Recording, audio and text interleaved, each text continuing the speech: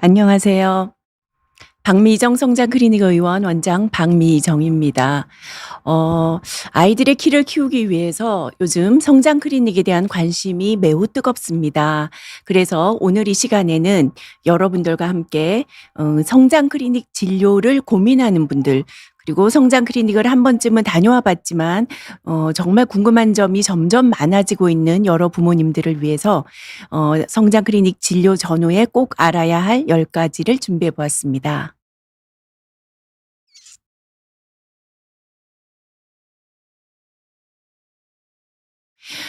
여러 부모님들께서 가장 궁금해하시는 것은 '성장 클리닉 언제쯤 진료를 받아볼까? 골든타임이 언제인가?'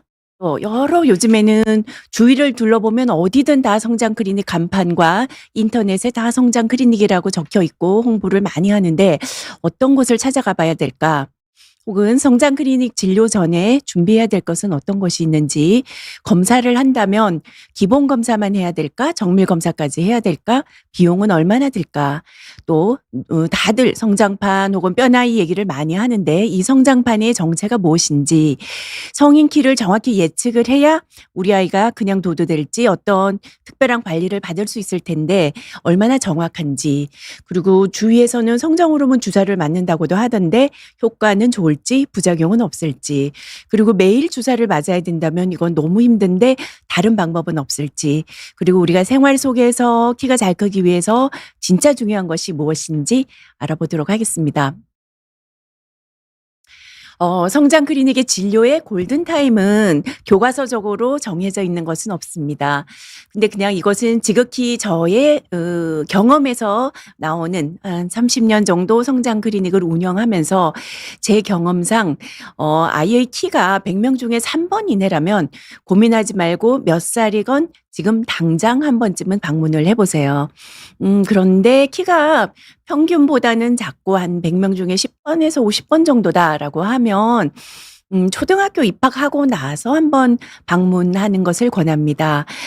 3 살, 4살 이런 아이들도 지금 저희 성장 클리닉으로 막 오셔서 "우리 아이 예측 키가 얼마냐. 키를 키워야겠다."고 하는데, 그 나이에는 아이들 괜히 스트레스 주지 말고 무조건 잘 먹이고 지켜봐도 됩니다.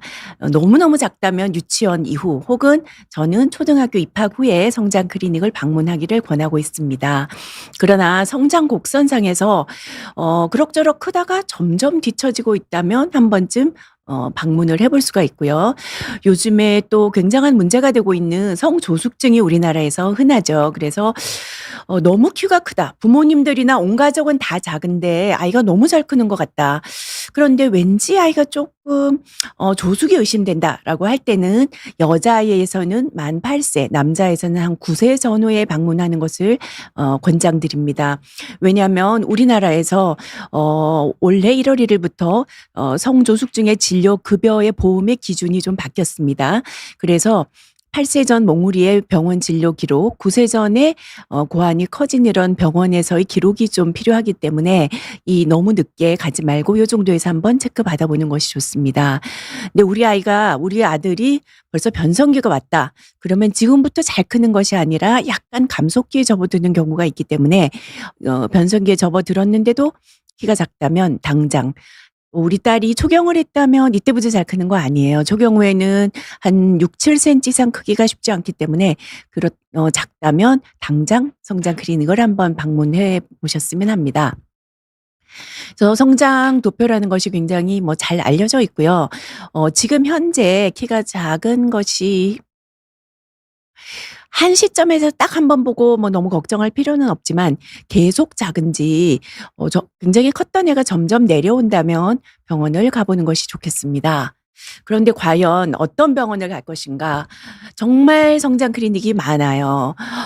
한의원에서 하는 성장 클리닉, 정형외과 선생님이 운영하는, 동정외과 선생님이 운영하는 여러 성장 클리닉이 있지만 그래도 사실 조금 아이의 성장을 잘 알 수 있고 아이의 이 성장의 호르몬이 굉장히 중요하기 때문에 호르몬을 좀 전공하신 선생님을 찾아가는 것이 좋을 것 같습니다. 근데 대학병원에 가는 것이 좋을까? 개인 병원에 가는 것이 좋을까? 대학병원은 왠지 신뢰가 많이 가는 것 같지만 예약이 너무나 어렵고 어떤 병원은 너무나 보수적이어서 키가 3% 이내가 아니면 키가 4%여도 5%여도 이것은 병이 아니니까 아무것도 해줄 수 없다. 이런 병원도 있고요. 물론 케이스 바이 케이스지만 조금 그 장벽이 높은 경우가 많습니다.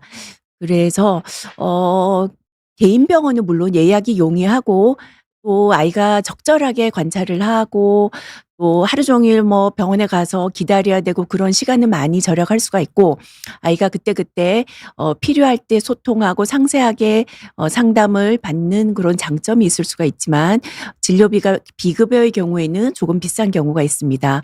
물론 뭐 성장 호르몬 같은 경우도 대학병원에 아주 대규모로 대량으로 도매해서 이제 저기 하는 것과 개인 병원에서 소량의 구매가 될 때에 병원에 들어오는 단가나 여러 가지 문제가 있기 때문에 약간의 진료비는 차이가 날 수 있습니다. 그럼에도 불구하고 꼭 강조드리고 싶은 것은 키가 3% 이내라면 그리고 어떤 질환이 동반되어 있었다. 과거에 내가 무슨 특별한 좀 중한 백혈병을 앓았다. 어떤 암 치료를 아이에서도 뭐 뇌종양이 있었다. 뭐 특별한 만성 신부전이 있었다. 이런 특별한 질환이 있다면 꼭 대학병원에서 진료받기를 원합니다. 여러 과의 협진이 잘 되기 때문입니다. 그러나 전문성, 무엇보다 중요한 것은 전문성과 경륜 그리고 양심적인 의사 선생님을 찾아야 될 텐데요. 사실 요즘에는 대학병원에 개원해 계시다가 또 개인 병원으로 개원하신 선생님도 많고 하기 때문에 딱 어디가 더 좋다라고 말할 수는 없고 많이 불안하시다면 한 두 곳 정도는 유명한 성장 클리닉을 한 번은 가서 교차 의견을 들어보시는 것도 저는 권하고 있습니다. 네. 정확하게 성인 키가 예측이 되어야 그래야 우리 아이가 쓸데없는 치료를 받지 않아도 되고 때로는 너무 안심하고 있다가 시기를 놓치는 경우도 있기 때문에 성인 키를 어떻게 예측하는 것이 가장 정확할 것인가. 이미 너무 잘 알고 있는 부모님의 키를 평균으로 하는 것은 정확도가 몇 프로인가 이렇게 많이들 물어보세요. 그런데 정확도 사실 뭐 딱 이렇게 어떤 교과서적으로 데이터를 말하기는 어렵지만 제 경험으로는 부모 키만으로 이렇게 했을 때는 거의 한 60% 70% 정도는 맞는 것 같지만 성장 곡선의 추이상으로 나이가 어리다면 이 추이에서 어떻게 가는가가 그렇게 정확하지 않을 수 있지만 사춘기 이후에는 사실 이 성장 곡선상의 추이를 보는 것도 굉장히 중요합니다. 골연령을 기준으로 해서 몇 번에 걸쳐서 이 골연령과 예측키가 어떻게 되는가를 한 6개월, 1년 이런 간격으로 몇 차례의 그 플라팅을 해보게 된다면 제 생각은 거의 한 95% 정도는 정확하지 않나 생각을 하고 있습니다. 그렇다면 성장 클리닉 진료 전에 어떤 것을 준비해야 될까? 굉장히 단순한 것 같지만 굉장히 중요합니다. 처음에 진료를 가기 전에 가능한 많은 자료를 갖고 가는 것이 좋습니다. 왜냐하면 진료실에서 한 아이에게 할당된 시간은 굉장히 한정적이기 때문에 부모님이 아무것도 아무 생각 없이 가서 아이가 몇 킬로로 태어났나요? 그 전에 몇 년 몇 월에 키가 어느 정도 됐을까요? 이런 것이 쭉 적혀간다면 성장 패턴의 파악이 굉장히 쉽고 또 엄마가 뭐 초경이 어느 정도였는지 다른 가족력에서 어땠는지 언니가 또 사춘기 조숙증 치료를 받았는지 혹은 이 아이가 다른 병원에서 장기간 복용한 약이 어떤 게 있었는지 영양제를 언제부터 어떤 것을 뭐 많이 먹고 있었는지 혹은 최근에 또 다른 병원에서 성장 클리닉에서 검사를 했는데도 진료 기록지, 검사지 이런 거 없이 그냥 선생님 명의라고 들었는데 뭐 한번 예측키 봐주세요. 예측키 예측해 주세요 하고 아무런 자료를 안 주면 정말 시간이 오래 걸리게 됩니다. 특히 그 엄마가 예약한 후에 아빠한테 가보라고 해서 아빠가 그냥 생각 없이 애를 데리고 왔을 때 뭐 물어보시면 그때야 이제 엄마한테 또 전화를 걸어서 자기 조경이 언제였어? 애 체중은 얼마였어? 막 이렇게 물어보거나 어머니가 시간이 안 되셔서 할머니가 오셨는데 잘 모르시니까 제가 어머니와 전화 통화를 하겠다고 하면 그때 우리 며느리는 지금 직장에서 아무런 통화가 안 됩니다. 그렇게 얘기하면 정말 아이의 제한된 시간에 아이를 보는 데에 필요한 상담의 시간이 많이 줄어들 수가 있기 때문에 최대한 많이 몇 년, 몇 월, 몇 센치, 몇 킬로 정도를 다 A4 용지에 적어서 갖고 오시는 것이 굉장히 중요할 것 같습니다. 특히 출생 체중도 잘 기억하지 못하시는 분들이 굉장히 많은데요. 부당 경량화라고 해서 출생 체중이 작았던 아이가 지금 키가 3% 이내라면 검사도 다 보험이 되고 성장 주사까지도 다 보험이 됩니다. 그래서 그러나 또 이 부당 경량화로 출생한 경우에는 나중에 아이가 왜소해도 천천히 자라는 게 아니라 뼈 나이가 나중에 빠르게 자랄 수도 있고 사춘기도 빠르게 진행할 수가 있는 여러 가지 문제들이 더 동반되기 때문에 우리 아이가 과연 부당 경량화였나 아니었나 40주에 태어났는데 남자가 뭐 2.8kg 여자가 2.7kg 미만인가 주수별 우리 아이 체중이 과연 어느 정도인가를 조금 정확히 파악하고 가는 것이 좋겠습니다. 성장 클리닉에 갔다면 어떤 검사를 할 것인가 가장 기본이 되는 것은 뼈 나이겠죠. 성장판. 이것은 워낙 중요한데 좀 이따가 다시 말씀을 드리겠습니다. 예측기에 있어서 가장 기본이 되는 것이죠. 근데 아직 굉장히 어린 나이 사실 한 5살, 6살, 7살 이런 아이들은 한 1년 정도의 성장판 뼈 나이의 추이를 보기만도 합니다. 그러나 일정 연령이 되어서 정말 이 아이가 한 번도 혈액 검사를 해보지 않았다면 초등학교 이후 정도에서는 혈액 검사를 통해서 필요한 영양소가 뭐가 부족한지 호르몬의 상태는 어땠는지를 검사하기도 합니다. 그런데 검사를 많이 했다고 비싼 돈을 내고 검사를 했다고 다 좋은 것은 아닙니다. 사실 이렇게 타 클리닉에 진료하고 이렇게 결과지를 갖고 오는 것을 보면 때로는 이 검사까지는 안 해도 이런 혈액 검사까지는 안 해도 됐을 텐데 어떤 경우에는 이런 혈액 검사를 좀 더 했으면 좋지 않았을까 이렇게 생각하는 경우가 있는데요. 어쨌건 이 혈액 검사도 무조건 패키지로 다 똑같은 것이 아니라 아이의 상황에 따라서 이 검사는 더 꼭 해야 될 것 같고 비만일 때는 이런 검사를 조숙이 의심될 때는 이런 검사를 조숙이 너무 심한 것 같을 때는 성호르몬을 분비하는 어떤 부신 호르몬 종양지표까지도 봐야 되는지 이것은 진료 후에 의사의 진료 후에 혈액 검사가 이루어지는 것이 가장 바람직합니다. 그러니까 의사의 진료도 보지 않고 어디 갔더니 일단 모든 검사부터 다 하고 나서 그다음에 이제 뭐 결과를 들어야 된다. 이런 것은 저는 조금 조심스러운 생각입니다. 그리고 정말 이제 사춘기 조숙증이 의심이 된다면 외래에서 성선 호르몬을 유발시켜서 최고로 분비되는 수치가 어느 정도인지 볼 수가 있고요.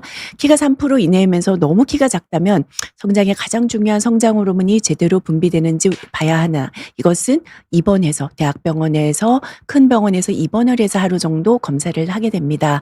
초음파나 뇌 MRI는 모든 아이에서 다 필요한 건 아니에요. 어른들도 건강검진을 할 때 비싼 검사를 모든 검사를 머리끝부터 발끝까지 모든 검사를 했다고 해서 다 좋은 것은 아니거든요. 그래서 이것도 아이의 필요에 따라서 어떤 아이는 뭐 자궁 초음파를 해봐야겠다. 뭐 어떤 상황에서는 성장 호르몬 결핍증 수준이 나왔다면 뇌 MRI를 해야 되겠다. 성조숙증이 너무나 심해서 뇌에 호르몬을 분비하는 문제가 있을 것 같다면 그런 경우에 MRI를 생각해 볼 수가 있습니다. 근데 이제 어떤 경우에는 이런 기본적인 혈액 검사가 가장 뭐 필요하지만 전문의가 진찰을 하고 이 아이에서 염색체 혹은 유전자 검사가 필요한 극히 드문 경우에는 이런 검사를 통해서 조금 정밀한 진단을 하게 됩니다. 주위에서 친구들은 입원해서 검사를 했다고 했는데 선생님 저희 애는 이것까지 안 해도 되나요? 많이 물어보시거든요. 근데 정밀한 입원 검사라고 하는 것은 바로 성장 호르몬을 유발시키는 검사예요. 성장 호르몬은 막 하루에도 굉장히 파도 치듯이 올라갔다 내려갔다 하기 때문에 어떤 클리닉에서 딱 한 번 검사했다고 해서 이게 정확하지가 않거든요. 한 번 검사해서 낮다고 결핍이라고 할 수가 없어요.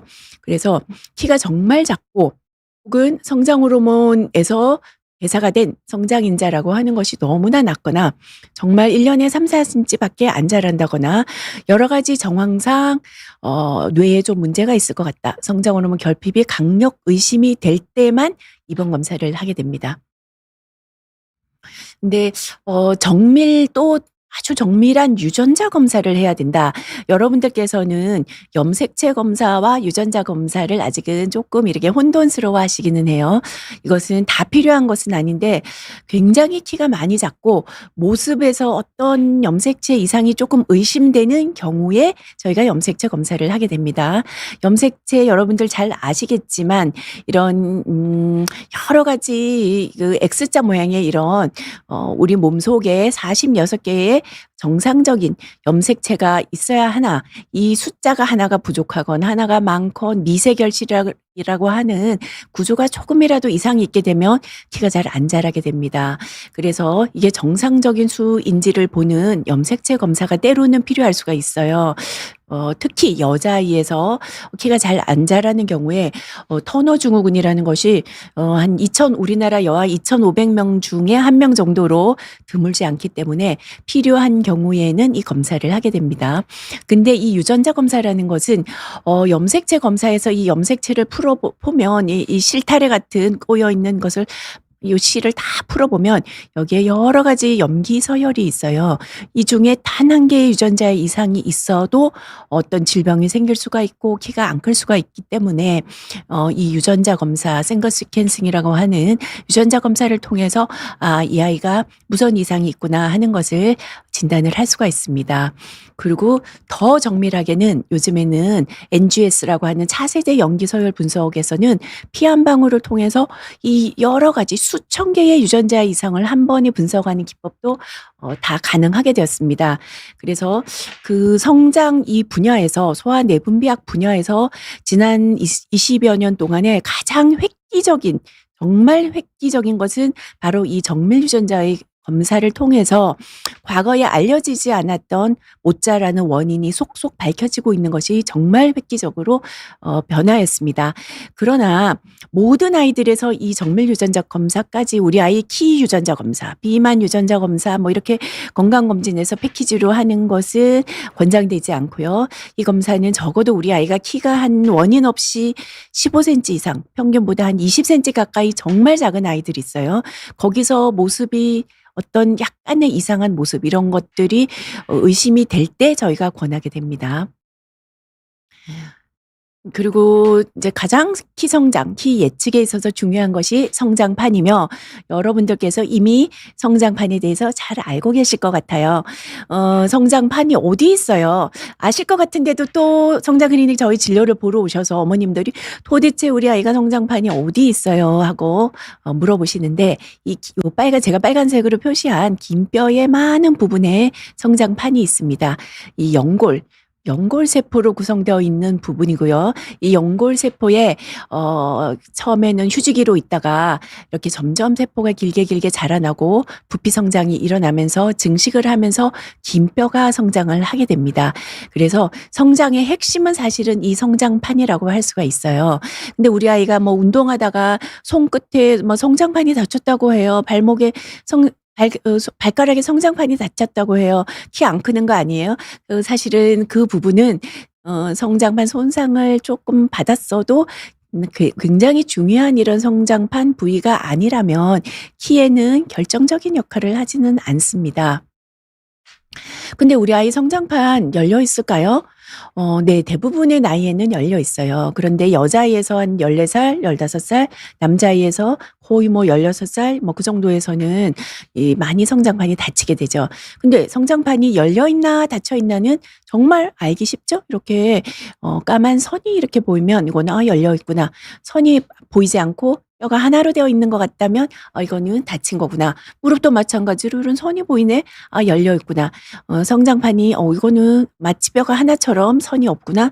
닫혔구나. 너무 쉬워요. 그런데 열리고 닫힌 것의 문제가 아니라 사실 우리 키가 얼마나 자라는가를 예측하자면 아주 작은 뼈들이 많이 모여 있는 부분에 각각의 모양과 여러 뼈들의 부위에 열려 있는 그 간격의 정도, 뼈의 조그만 뼈들의 모양 이런 수십 가지를 종합해서 뼈 나이를 읽게 됩니다.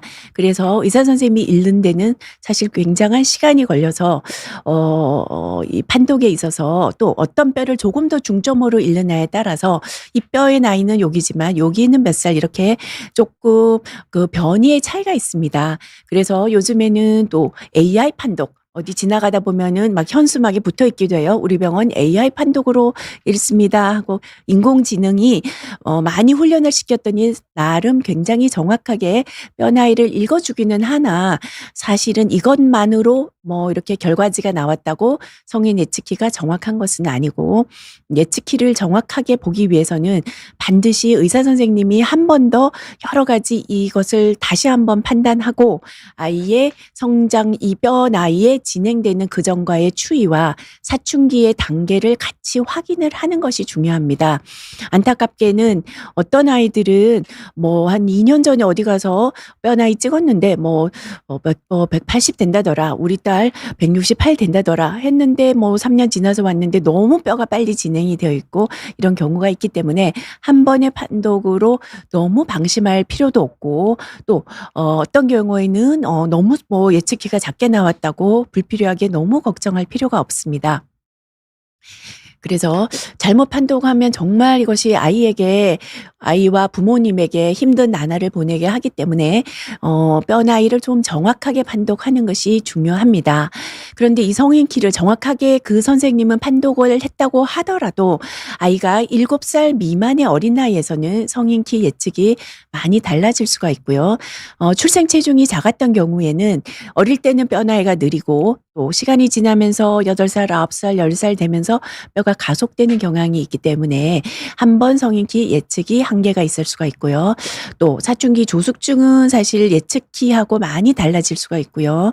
또 어떤 약은 아이가 장기적으로 복용하는 어떤 약 중에서는 성장 호르몬의 스테로이드 같은 경우에는 성장 호르몬의 작용을 많이 감소를 시킬 수가 있고 또 어떤 약들은 뇌의 중추신경에 작용해서 성호르몬의 분비를 증가시키는 약도 있고 그래서 이런 것들이 모두 어우러져서 예측키를 예측해야 되는 것입니다. 그래서 사실 간단한 문제가 아니고요. 우리 아이 키를 잘 크게 해야 되는데 성 병원에서 여러 가지 검사를 했는데 뭐 성장 호르몬도 다 정상이다더라. 큰 이상도 없다더라. 그런데 도대체 왜 이렇게 안 자라나요? 근데 키가 자라는 데는 한 가지 요인이 관련되지가 않고 굉장히 복합적이기 때문입니다.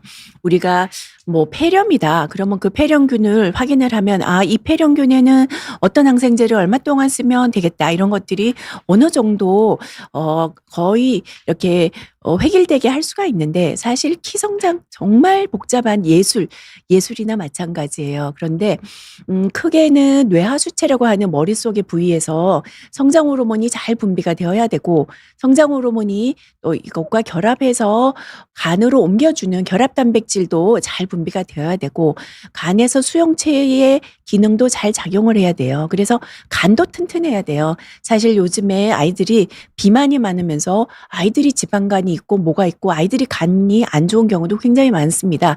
그런 경우에는 성장 호르몬이 정상으로 분비되었다고 해도 그다음에 기능을 잘 못하고 대사를 잘 하지 못하면 또 성장이 잘 안 될 수가 있거든요.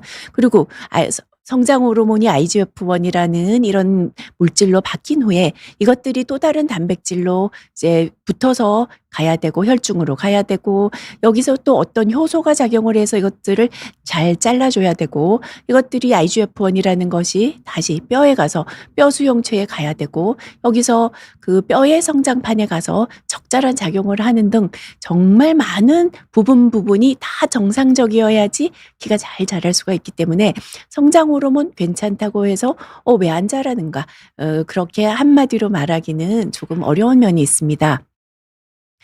그런데 우리가 인제 검사를 했어요. 근데 성장 호르몬 결핍증이다. 정확하게 진단이 되면 성장 호르몬 치료하면 굉장히 많이 클 수가 있어요. 성장 호르몬 결핍증으로 진단받아도 저희 경험으로도 여자가 160, 남자도 거의 뭐 170 넘게까지도 쭉 치료해서 키울 수가 있어요. 그래서 성장 호르몬 결핍증이다 혹은 터너 증후군이다 이런 경우에는 진단 즉시 성장 호르몬 치료를 해야만 합니다. 근데 아까 출생 체중이 굉장히 작았는데 아무리 지켜봐도 키가 한 3% 이내로 따라잡기 성장이 안 된다면 이것은 조금 일찍이 시작하는 것이 좋습니다. 한 5살 정도부터는 치료를 해 주는 것이 좋습니다. 이거는 그냥 저의 개인적인 의견이 아니라 전 세계적인 학계에서 공통된 의견이긴 합니다. 이제 가족성 저신장 이런 경우는 흔하지는 않죠. 일반적으로 이제 뭐 아빠가 한 분이 작다, 엄마가 한 분이 작다 이런 가족성 저신장에서도 성장 호르몬을 주의해서 많이 치료를 하는 것 같은데 언제쯤부터 치료를 해야 될까? 물론 일찍 하면 할수록 효과는 좀 더 좋지만 저의 개인적인 생각은 이것도 초등학교 일단 입학 후에 진료를 본 후에 고민할 수가 있고요. 그래도 웬만하면은 버텨 보겠다라고 하더라도 키가 100명 중에 한 10번 이내 정도라면 거의 너무 늦게 하지 말고 이왕 할 거라면 한 10세 전후 사춘기 시작 징후가 보이는 3 학년, 4 학년 뭐 그 정도에서 시작을 하는 것이 효과적으로 생각이 됩니다. 근데 이제 성장 호르몬 치료 키가 작지만 이것이 과연 보험이 적용이 될까? 보험이 안 되면 비용이 굉장히 비싸지 않을까 하는데 지금 우리가 성장 도표에서 키가 3% 이내일 때만 검사가 보험이 적용이 됩니다. 그리고 또 성장 호르몬 결핍증 혹은 아까 말한 부당경량화 혹은 터너 증후군 혹은 특별한 프라더 윌리 증후군 뭐 누난 증후군 이런 특별한 상황에서는 요 키가 작고 이 상황일 때는 검사와 성장 호르몬 주사도 다 급여가 적용이 됩니다. 근데 이제 성장 호르몬이 굉장히 여러 가지가 있는 것 같은데 어떤 차이가 있고 어떤 게 제일 좋은가요? 지금 이제 손 주사라고 해서 손으로 빼서 이제 주사를 하는 것도 있고요. 펜 타입으로 라고 해서 볼펜 타입으로 돌려서 맞는 것도 있고요. 기계 타입으로 해서 이런 바늘이 무섭고 이런 아이들은 기계로 설정을 해서 맞기도 합니다.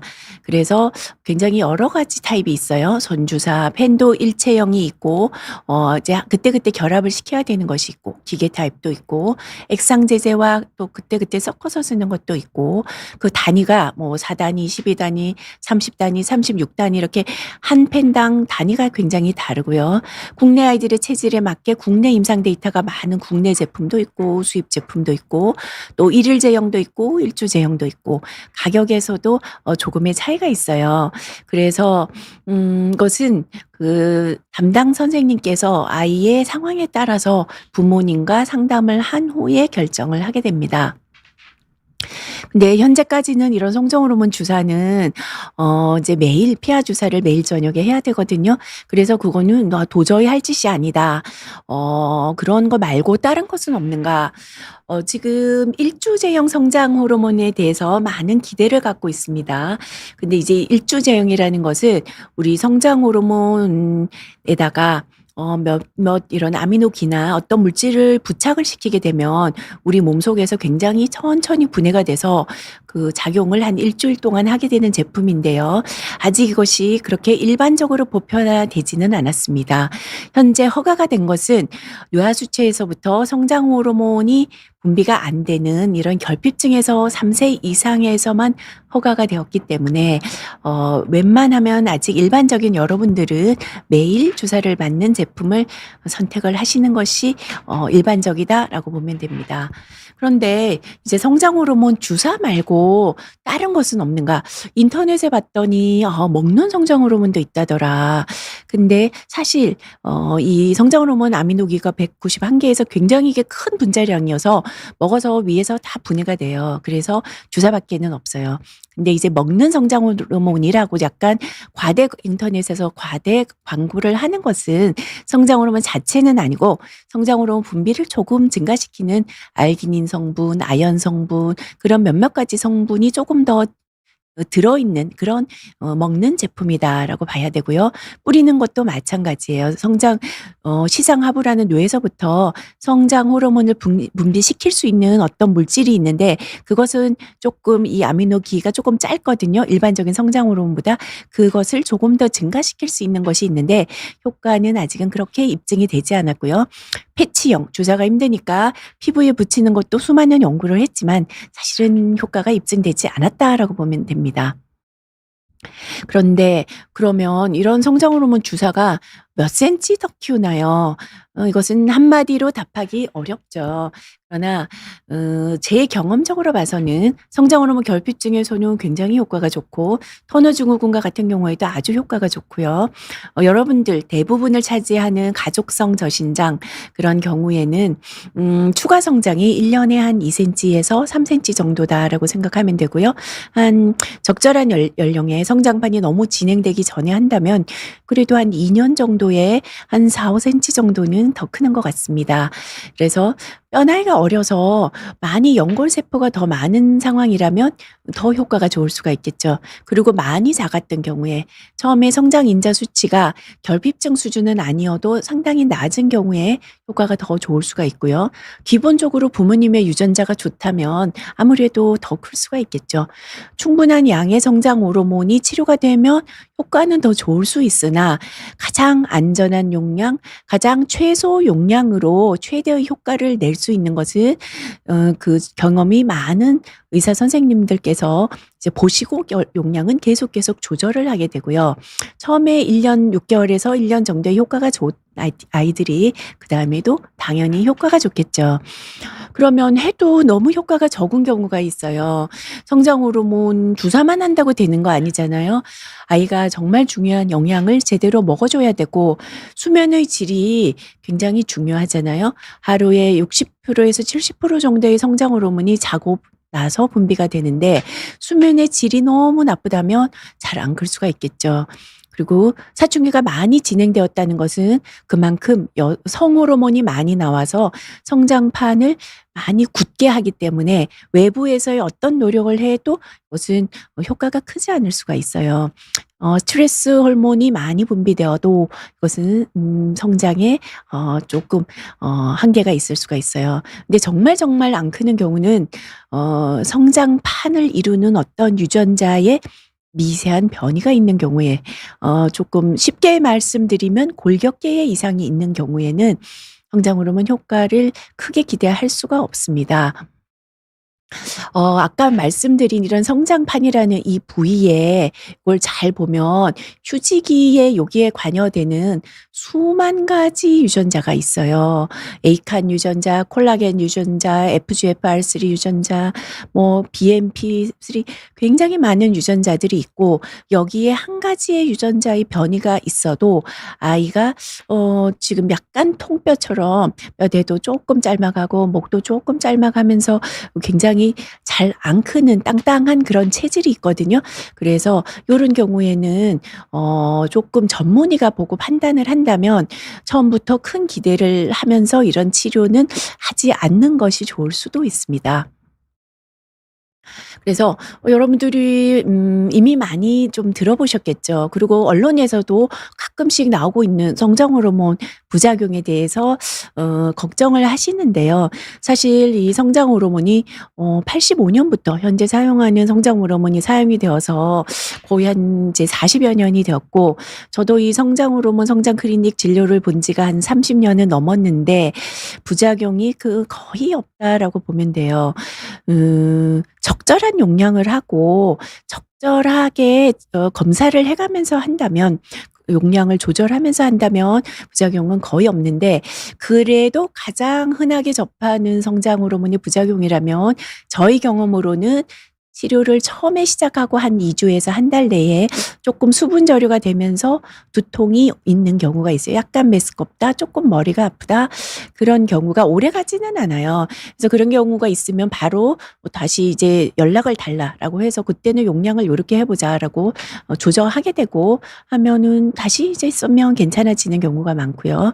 물론 성장판 자라고 하면서 관절통 혹은 손목이 조금 이렇게 부으면서 불편한 느낌, 이런 경우도 아주 드물게 있어요. 근데 너무너무 잘 자라는 경우에 막 급성장기에 막 1 년에 10몇 센치씩 자라는 이런 애들에서 조금 척추 측만이 있는 청소년이라면 조금 측만이 있을 수 있으나 이것 때문에 심각한 문제가 생기는 경우는 거의 없습니다.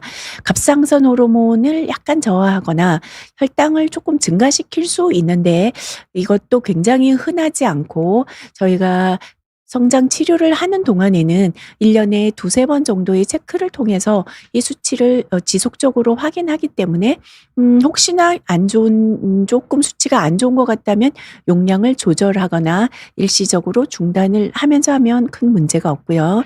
'손발이 너무 길어지지 않을까? 말단 비대가 되지 않을까? 턱이 길어지지 않을까?' 이런 경우도 굉장히 흔하지는 않습니다. 그런데 드물게 하지 않아도 약간 턱이 뾰족한 가게가 있고요. 또 손발이 좀 길쭉하면서 굉장히 많이 자라는 애들에서 조금 일정 시기 동안에 길어지는 경우가 드물게 있는 것 같습니다.